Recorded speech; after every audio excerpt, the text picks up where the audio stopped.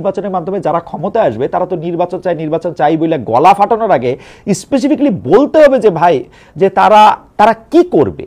মানে তারা আমি আমি আমি আমি মানলাম যে ধরেন এখন নির্বাচন হলে বিএনপি নির্বাচনে জিতে আসবে বা জামাত বিএনপির সঙ্গে নিয়ে বা বিএনপি জামাতের সঙ্গে নিয়ে বা বিএনপি একলা একলা নির্বাচনে জিতে আসবে, কিন্তু নির্বাচনে জিতা তারা করবেটা কি? স্পেসিফিক্যালি তাদের তো বলতে হবে যে ভাই আমরা তাহলে এই সংস্কার করব, এইটা করব। হাসিনা এই কারণে ফেসিস্ট হয়ে উঠেছিল, কিন্তু উনাদের সংস্কারটা কি আসলে?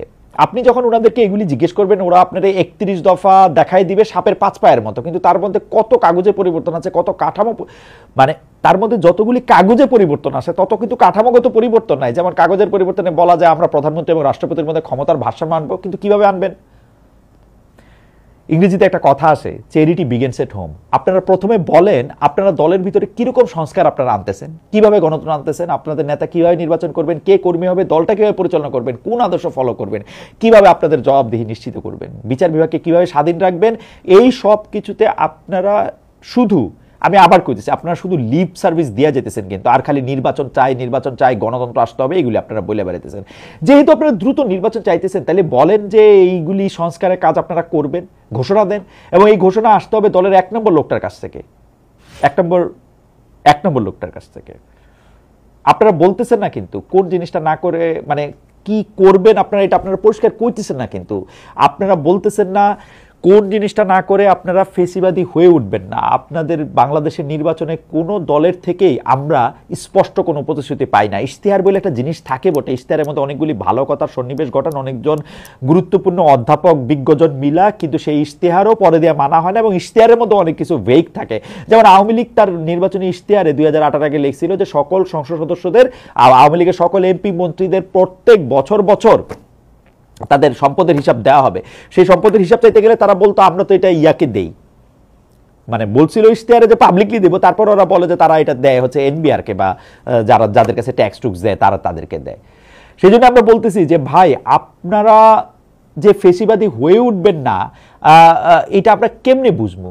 এখন আপনারা একটা পপুলিস্ট জায়গা থেকে কোনো মতে যা ইচ্ছা বইলা টইলা দুনিয়ার ভালো কথাটা বইলে গিয়ে চেয়ারে বসে পড়েন আর আমাদেরকে বসাই দেন ইলেকট্রিক চেয়ারে।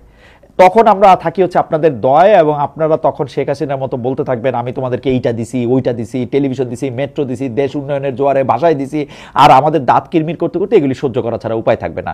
ভোটের মাধ্যমেই হোক আর ভোট ডাকাতি করাই হোক, ইলেকশনের একটা দিন বাদে যে ব্যবহার সরকার আমাদের সাথে করে তা জমিদার আর প্রজার মতন। আমাদের কপাল খারাপ হইল, এই আমাদের কপাল যে খারাপ এটা আমরা কেমনে বুঝি জানেন? আমাদের এই কপাল খারাপ হইলো যে এই কাজগুলি অনির্বাচিত সরকারও করে, মানে যে মানে মানে নির্বাচিত হয়ে আমগরে জ্বালায়, ভোট ডাকাতি করে আমগরে জ্বালায়, অনির্বাচিত সরকারও এই একই কাজ করে। এই অনির্বাচিত সরকারগুলির কাছ থেকে আমাদের আশা দ্রুত ফুরায় যায়। আমরা যখন আপনাদের নির্বাচন করতেছি, সুতরাং আমরা যখন আপনাদেরকে নির্বাচিত করতেছি, আমরা যখন আপনাদেরকে ভোট দিতেছি, এই মানে আমগো কথা বাদ দেন, এই যে জেনজিরা বা মিলেনিয়ালরা যারা প্রথমবারের মতো ভোট দিবে, এইটা কিন্তু তাদের আমানত। এই জীবনে তারা ভোট দেয় নাই, কিন্তু মনে রাখেন।